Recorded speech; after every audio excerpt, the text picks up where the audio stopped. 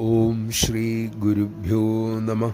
കുറച്ച് വേദാന്തം പഠിച്ചു കഴിഞ്ഞപ്പോൾ, അമ്മയുടെ ചില അമൃതവചനങ്ങൾ കേട്ടുകഴിഞ്ഞപ്പോൾ കുറച്ച് ആൺമക്കൾക്ക് തോന്നി, സേവനം കർമ്മമാണ്, കർമ്മം ബന്ധനമുണ്ടാക്കും, ജ്ഞാനമാണ് ശ്രേഷ്ഠം, അതുകൊണ്ട് ഇനി പൂർണ്ണമായി ജപത്തിലും ധ്യാനത്തിലും മുഴുകാം.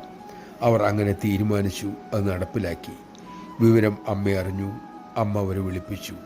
അമ്മ ചോദിച്ചു, മക്കളെ, നിങ്ങൾ ആഹാരം കഴിക്കുന്നത് കർമ്മമാണ്. ആഹാരം പൂർണ്ണമായി ഉപേക്ഷിച്ചിട്ട് ഞാൻ ബ്രഹ്മമാണെന്ന് പറയുവാൻ നിങ്ങൾക്ക് കഴിയുമോ? സുന്ദരിയായ ഒരു പെൺകുട്ടിയെ കാണുമ്പോൾ നിങ്ങൾക്ക് അവളിൽ ശുദ്ധബോധത്തെ കാണാനാകുമോ? ചിന്തിക്കൂ. നമഃശിവായ. സദ്ഗുരുക്കന്മാർക്ക് എന്താണോ സ്വഭാവം, അത് ശിഷ്യന്മാർക്ക് സാധനയുടെ വഴിയാണ്. കർമ്മത്തിലൂടെയേ അകർമ്മത്തിലേക്ക് എത്താനാകൂ. സേവ ചിത്തശുദ്ധിക്ക് വേണ്ടിയിട്ടാണ്. ചിത്തശുദ്ധി ലഭിച്ചു കഴിഞ്ഞാൽ ഉള്ളിൽ എന്തുണ്ടോ അത് തെളിയും. അതുവരെ സേവാഭാവത്തോടുകൂടിയ കർമ്മം ഒഴിവാക്കാനാവില്ല.